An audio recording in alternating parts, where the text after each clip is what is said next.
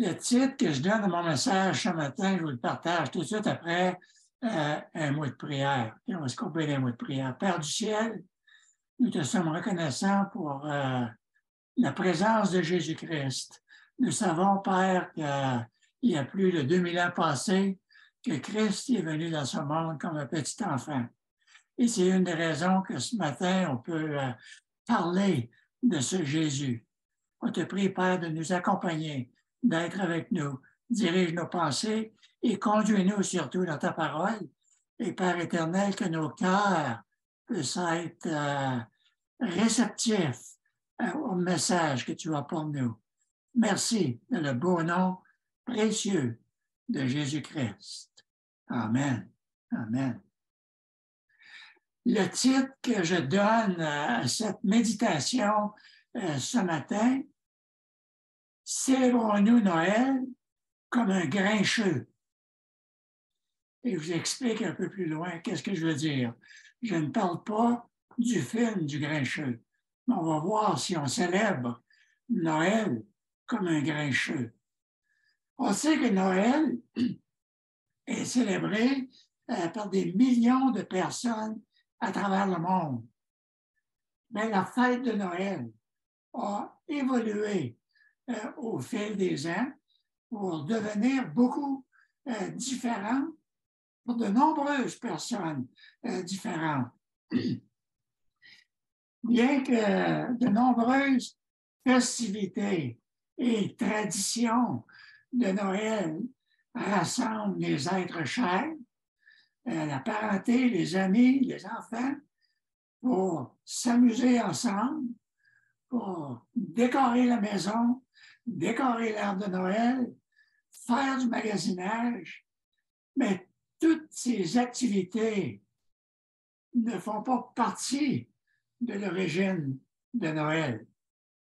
Noël pose toujours un grand défi à ceux d'entre nous qui ont entendu à plusieurs reprises l'histoire de Noël depuis que nous sommes enfants. Après avoir assisté à plusieurs spectacles de Noël, par exemple, après avoir écouté et assisté à plusieurs sermons de Noël, alors que reste-t-il à dire qui n'ait pas été dit auparavant concernant Noël? Après tout, c'est Noël aujourd'hui, le jour où nous célébrons la naissance de Jésus, du Fils de Dieu, qui est le sauveur du monde. Cette naissance a commencé 700 ans avant Jésus-Christ. 700 ans avant qu'il arrive dans ce monde, Isaïe le prophète a prédit ceci en disant « Car un enfant nous est né, un fils nous est donné, et la domination reposera sur son épaule. On l'appellera admirable, conseiller, Dieu puissant, Père éternel, Prince de paix. » Isaïe 9, verset 6.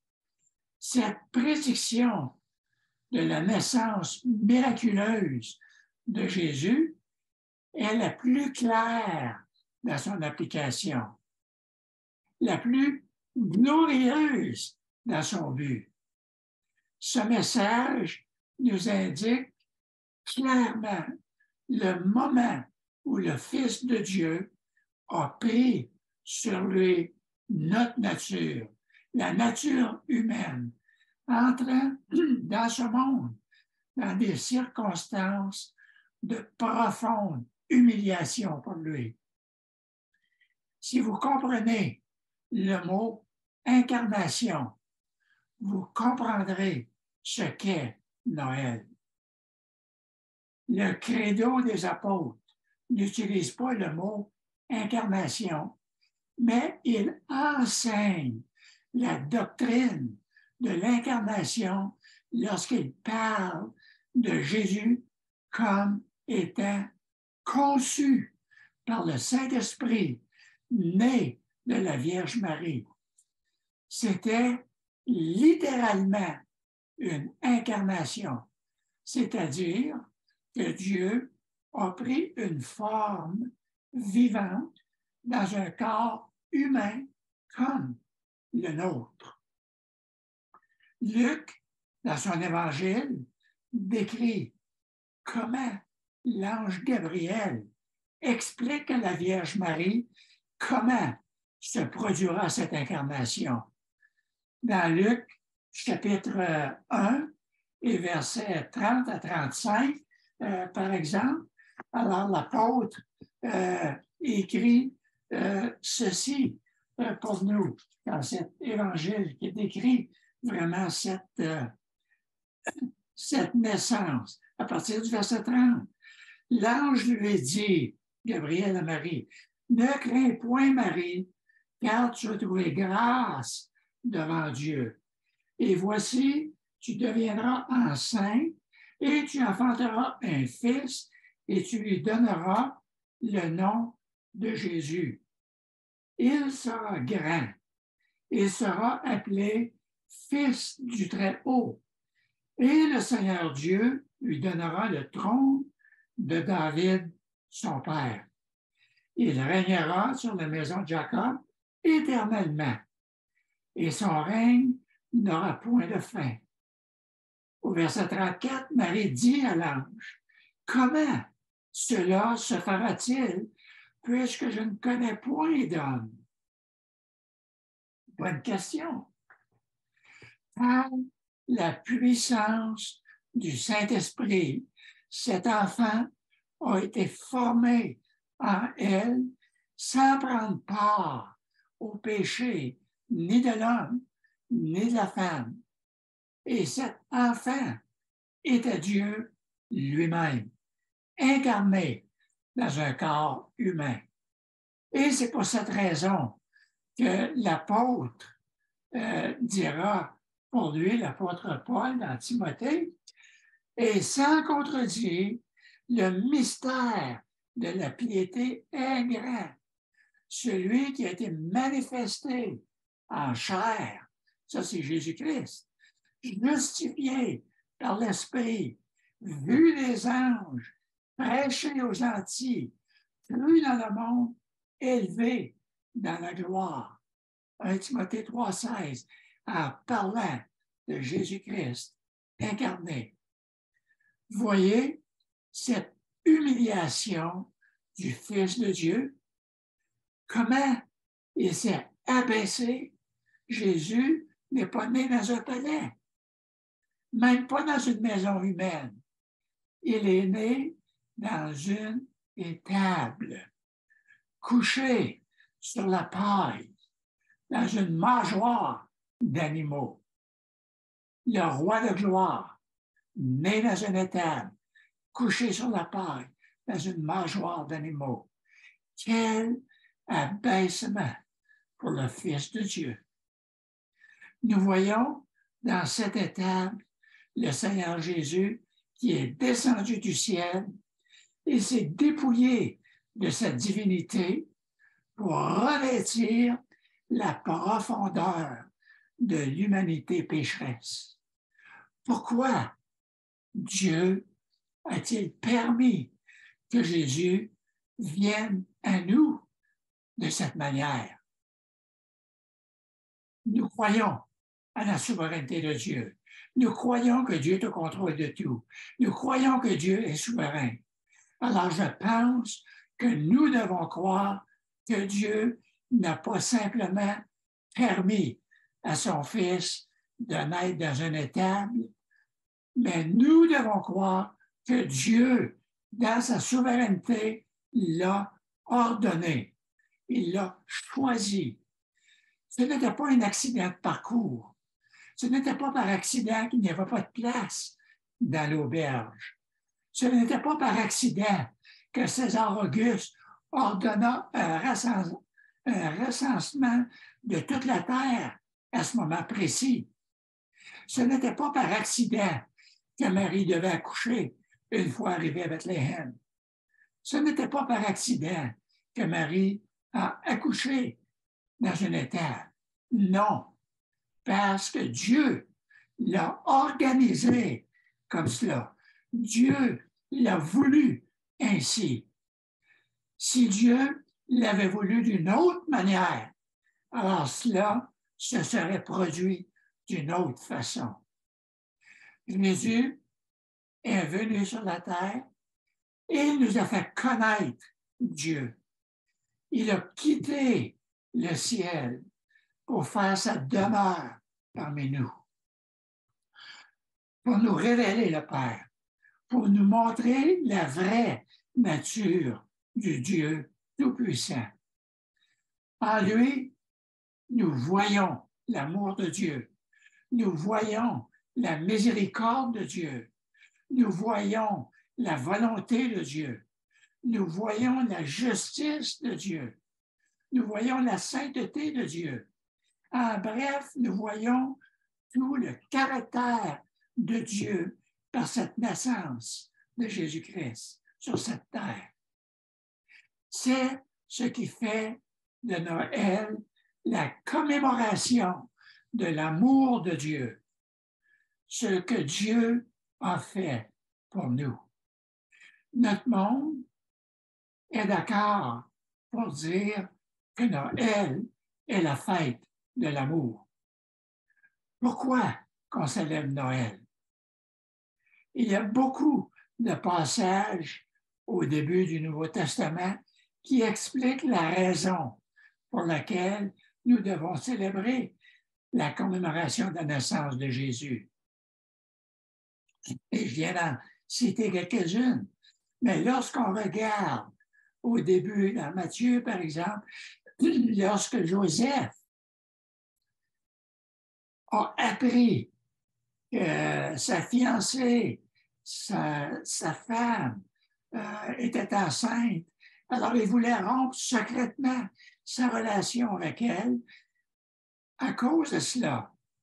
Et Matthieu écrit dans la généalogie de Jésus ceci à propos de cette naissance.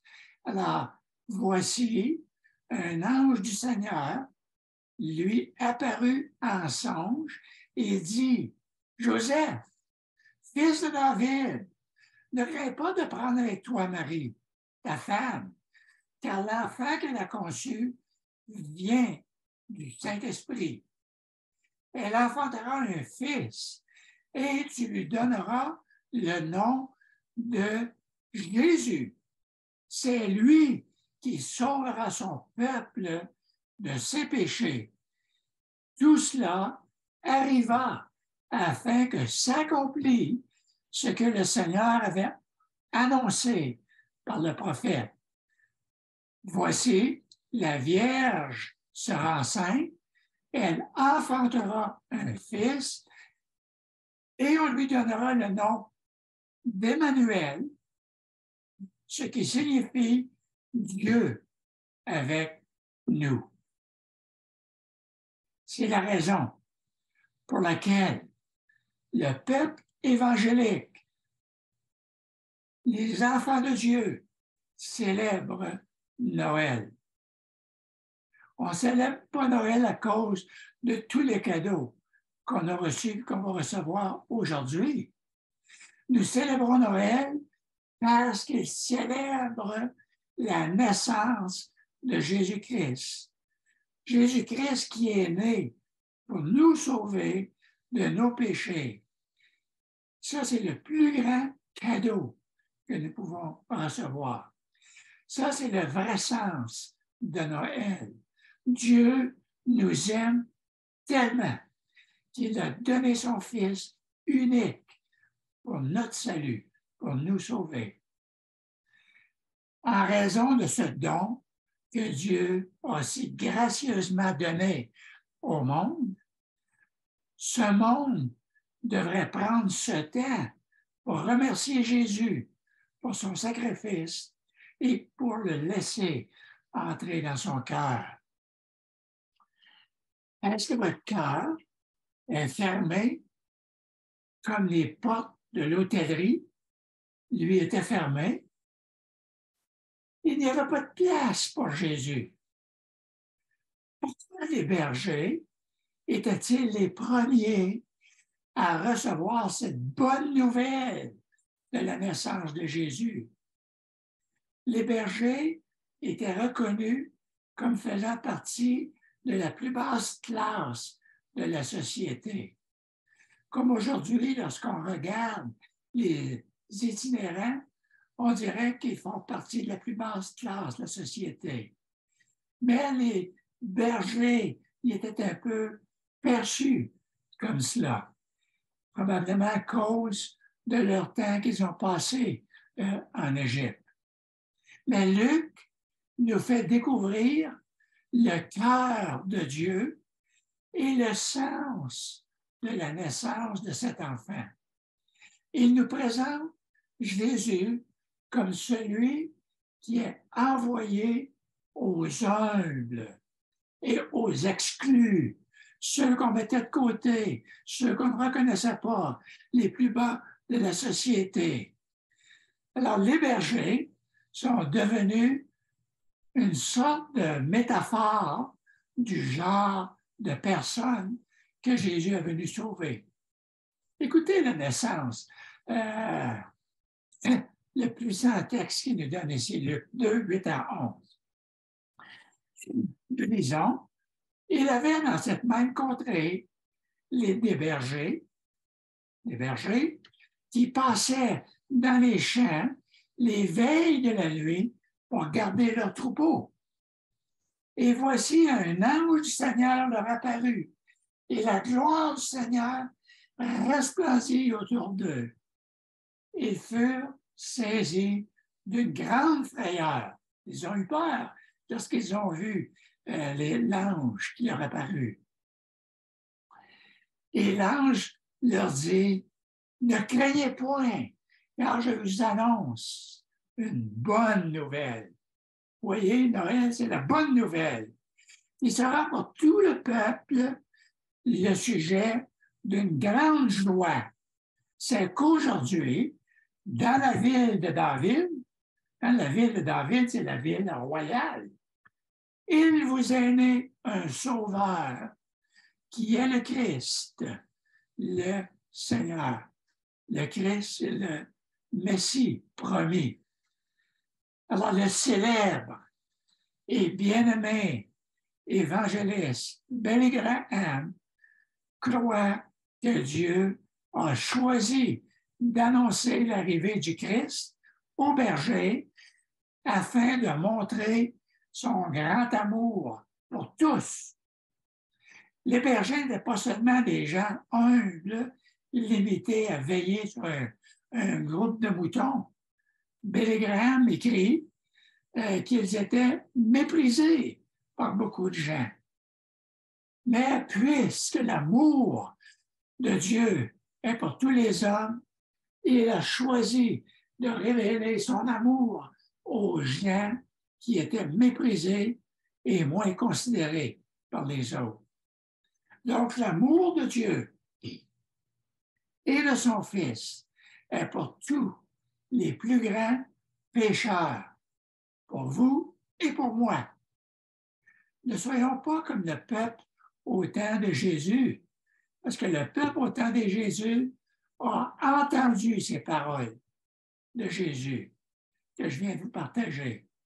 Ils ont vu de première vue, de leurs yeux, les miracles de Jésus. Ils ont écouté de vive voix le message de Jésus. Ils ont même considéré son offre salutaire que Jésus leur offrait. Puis, qu'est-ce qui est arrivé? Ils l'ont mis à mort. Ils l'ont crucifié. Ils ont crucifié le Seigneur de gloire qui est venu pour sauver. La Bible, qui est la parole vivante de Dieu, dit que nous sommes déjà condamnés sans le Sauveur Jésus. Si on n'a pas Jésus en nous, Si Jésus n'est pas notre sauveur, nous sommes déjà condamnés. Vous êtes condamnés si vous n'avez jamais reçu Jésus par la repentance et la foi. Nous connaissons Jésus. Et c'est pour cela, chers amis, c'est l'état de toute la race humaine en dehors de Jésus-Christ. Nous avons entendu son histoire encore et encore. Que nous arrive-t-il si nous connaissons Jésus et le refusons encore? Quelle sera notre fin si, après avoir entendu la vérité, nous le rejetons encore? Attention, ce n'est pas simplement de dire « je crois en Jésus ». Ce n'est pas le fait que je suis une personne super religieuse qui va à l'église régulièrement et même qui prie régulièrement et peut-être qui lit la Bible régulièrement. Ce n'est pas cela. Dieu a envoyé son Fils dans le monde pécheur. Et voici ce qu'il nous dit dans l'Évangile de Jean. Car Dieu a tant aimé le monde qu'il a donné son Fils unique, afin que quiconque croit en lui ne périsse point, mais qu'il ait la vie éternelle. Alors, son Fils est venu dans le monde afin que quiconque croit. Ce n'est pas tout le monde qui va être sauvé. C'est seulement le quiconque croit. Et le quiconque, ça peut être Pierre, Jean-Jacques, Hector, Louis, Joseph, Marie, peu importe. Qui que ce soit. Croire, c'est d'accepter le plan salutaire de Dieu. Et ce plan salutaire de Dieu ne relève pas de moi, ne relève pas de vous, ne relève pas de la religion, ne relève pas de la philosophie du monde. Ce plan salutaire relève de Dieu lui-même. Et nous acceptons ce plan salutaire par la foi et la repentance. Ce n'est pas d'adhérer à une religion. Ce n'est pas d'adhérer à un groupe religieux. C'est une relation qui est établie entre nous et Dieu. On se reconnaît tel que nous sommes. Lorsque j'arrive à la repentance, si je reconnais, après avoir lu ce que la Bible me dit sur le plan salutaire de Dieu et cette repentance, alors je vais reconnaître que je suis pécheur. La repentance, c'est cela. La repentance, c'est pas comme quand que j'étais petit, ou la plupart de vous qui étaient petits, et que vous alliez dans la confessionnal, dans la petite boîte en arrière de l'église pour inventer toutes sortes de péchés parce qu'on ne se souvenait pas de ce qu'on a fait. Ça, c'était pas la repentance. Il n'y avait pas de repentance là-dedans, il n'y avait rien là. Mais la vraie repentance, selon la Bible, c'est de reconnaître notre état de pécheur devant Dieu. Et en plus de reconnaître cet état de pécheur devant Dieu, on reconnaît qu'on ne peut absolument rien faire de nous-mêmes pour être sauvés. Et lorsqu'on se reconnaît devant Dieu, qu'on reconnaît que c'est seulement lui-même qui peut nous sauver, qui peut pardonner tous nos péchés, peu importe, passé, présent et futur, c'est seulement de cette façon que nous pouvons vivre cette relation avec Dieu. Ces bergers qui gardaient les brebis, qui étaient destinés à l'abattage, parce que les brebis, c'était pour l'abattage, ont reçu un message divin sur l'agneau ultime qui enlèverait les péchés du monde par sa mort et sa résurrection. Alors Jésus est en effet l'agneau qui est venu enlever les péchés du monde par l'effusion de son sang. Mais n'oubliez pas, les péchés du monde, ceux et celles qui croit, quiconque croit, comme qu'on a lu tantôt, alors que les bergers se réjouissaient simplement du fait qu'ils voyaient le Christ. En voyant le Christ, ils voyaient le Messie. Le Messie, c'était le Sauveur promis depuis 4000 ans. Alors, nous célébrons Noël à cause de cette bonne nouvelle de Dieu. Alors, Dieu voit la fin ultime de la venue de son Fils sur la terre. Parce que Satan va penser qu'il a vaincu Jésus-Christ, mais il va voir que c'est le contraire qui s'est passé. Alors, si vous êtes incrédule à ce message de Noël, pensez comment votre vie changerait si vous croyez profondément que Dieu vous aime et qu'il a envoyé son Fils spécifiquement pour vous.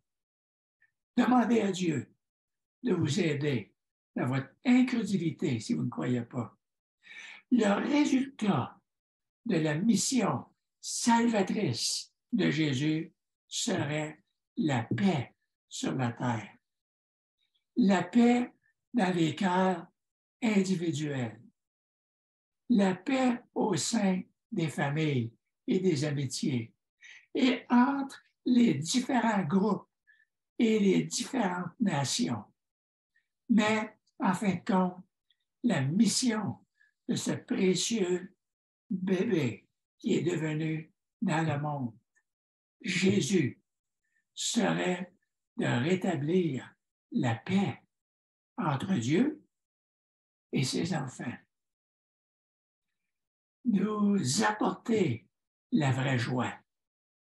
Là-dessus, je vous souhaite le plus merveilleux des Noëls aujourd'hui, à savoir que cette bonne nouvelle de Jésus peut prendre place dans votre cœur, dans notre cœur. Prions le Seigneur.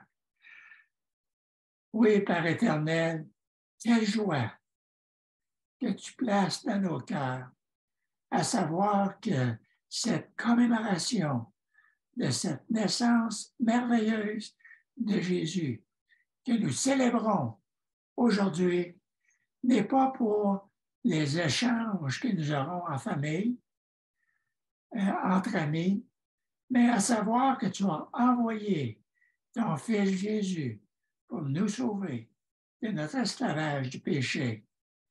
Ma prière, Père éternel, est que tous ceux qui entendent ce message et ceux qui écouteront ce message sur YouTube, que leur cœur puisse se réveiller à cet appel de Dieu, que notre monde autour de nous puisse comprendre la compassion et l'amour de notre grand Dieu.